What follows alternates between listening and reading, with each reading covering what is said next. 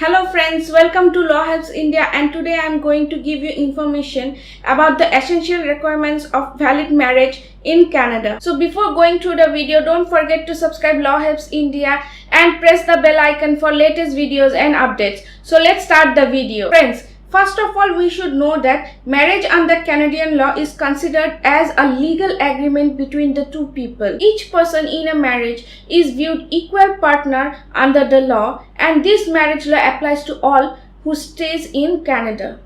Now friends, requirements vary according to the territory or province. It depends on the person where he or she lives or wishes to get married. For example, if any couple wants to get married at British Columbia, he or she must be at least 19 years old. But with parental consent, that includes both the parents, it is possible to get married at 16 or 17 years. But in Ontario, without parental consent, it must be 18 years old, and in some provinces, written parental consent is required if anyone wishes to get married under 19 years old. Now, requirements can be divided into two categories. First, formal requirements, and second, essential requirements. Now coming to the formal requirements, which basically includes and depends on the provincial legislation governing the marriage ceremonies in the relevant jurisdiction, and they are: number 1, the registration of the religious representatives performing the ceremonies, the consent of the guardians for any parties under the age of 19 wishing to get married, and the marriage certificate should be duly executed and registered with the provincial authority. Number 2 in the list is marriage license. Without marriage license, no one is allowed to get married in Canada.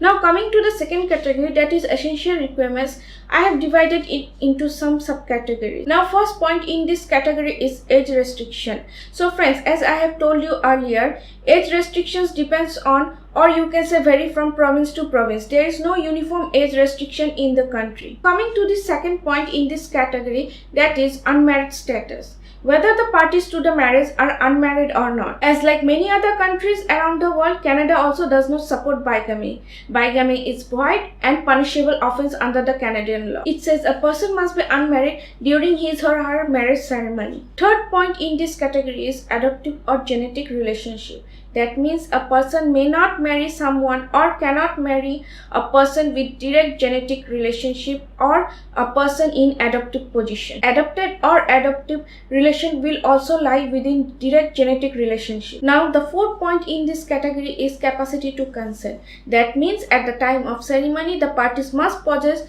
the mental capacity to consent to the marriage. Now it should be noted that mental consent may be affected by development disabilities, mental illness, age, or intoxication. One of the most important point in this category is sexual capacity.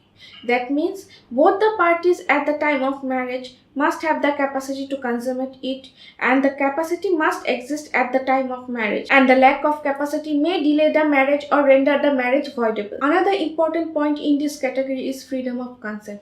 Remember friends, the consent must be given freely at the time of the ceremony. That means mistake has no place in this law. In assessing whether the consenting party has exercised free will or not, the court must consider the particular circumstances, character, and age of the party. So friends, don't forget to like and share this video, and you can also comment in our comment section. We'll meet in our next video. Till then, goodbye.